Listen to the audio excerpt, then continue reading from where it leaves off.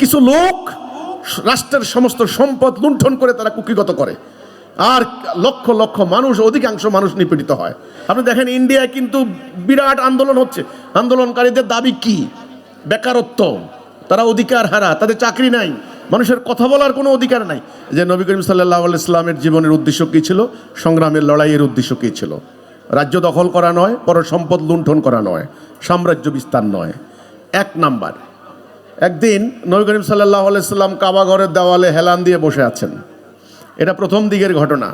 হযরত খাব্বাব রাদিয়াল্লাহু তাআলা আনহু তিনি এসে বললেন, তখন অত্যাচার চলছে, কঠিন অত্যাচার, যাকেই পাচ্ছে তাকেই মারা হচ্ছে, হত্যা করা হচ্ছে, জুলুম করা হচ্ছে। এটা মক্কার প্রথম বালাগের দাওয়াতের প্রথম দিকের ঘটনা, মানে নবুয়তের প্রথম দিকের। তখন হযরত খাব্বাব রাদিয়াল্লাহু তাআলা আনহু বলছেন যে, ইয়া রাসূলুল্লাহ, নির্যাতন নিপীড়ন আর সহ্য হয় না, আল্লাহর কাছে দোয়া করুন, আল্লাহ যেন এই কওমকে ধ্বংস করে দেয়, এদেরকে বিনাশ করে দেয়। তখন নবী করিম সাল্লাল্লাহু আলাইহি সাল্লাম বলছেন, সোজা হয়ে বসলেন, বসে বললেন, তুমি কি বললে খাব্বাব? এরা ধ্বংস হয়ে যাবে? না, অপেক্ষা করো, ওয়েট করো। এমন একদিন আসবে, একা একটা মেয়ে মানুষ রাতের অন্ধকারে হেঁটে যাবে, আল্লাহর ভয় এবং বন্য জন্তুর ভয় ছাড়া কোনো ভয় থাকবে না। এই কথা দ্বারা রাসূলুল্লাহ কি বুঝাইলেন? ঘরে ঘরে নামাজি হয়ে যাবে, রোজাদারি হয়ে যাবে, এটা বলছেন? নো, নিরাপত্তা নেই, বিচার। একটা মেয়ে মানুষ একা স্বর্ণ অলংকার পরিহিত অবস্থায় রাতের আঁধারে হেঁটে যাবে শত শত মাইল। দ্বিতীয় ঘটনা, রাসূলুল্লাহ যখন মক্কা অভিযান করলেন, তখন তিনি, আপনারা জানেন যে তিনি কাবা ঘর পরিষ্কার করে তিনি একদম পরিষ্কার করলেন। দ্বিতীয় ঘটনাটা যেটা ঘটলো, হযরতে বেলালকে তিনি কাবার উপরে উঠালেন। হযরতে বেলাল, এই বেলাল কে? এই বেলাল হচ্ছেন কৃতদাস বেলাল, বঞ্চিত অসহায় মানুষের প্রতিনিধি বেলাল। কেন কাবার উপরে? উনি আরো সম্মানিত সাহাবী ছিলেন না? ওনাদেরকে উঠালেন না কেন? তিনি প্রমাণ দিলেন, আমার এই যে লড়াইয়ের, এই যে যুদ্ধের, এই যে সংগ্রামের উদ্দেশ্য হচ্ছে নিপীড়িত, নির্যাতিত, অসহায় মানুষের মুক্তি। এ দুটা ঘটনা আমি এই জন্যে বললাম, শত শত ঘটনা আছে, আমি এই জন্যে বললাম যে ইসলামের উদ্দেশ্য হচ্ছে কি?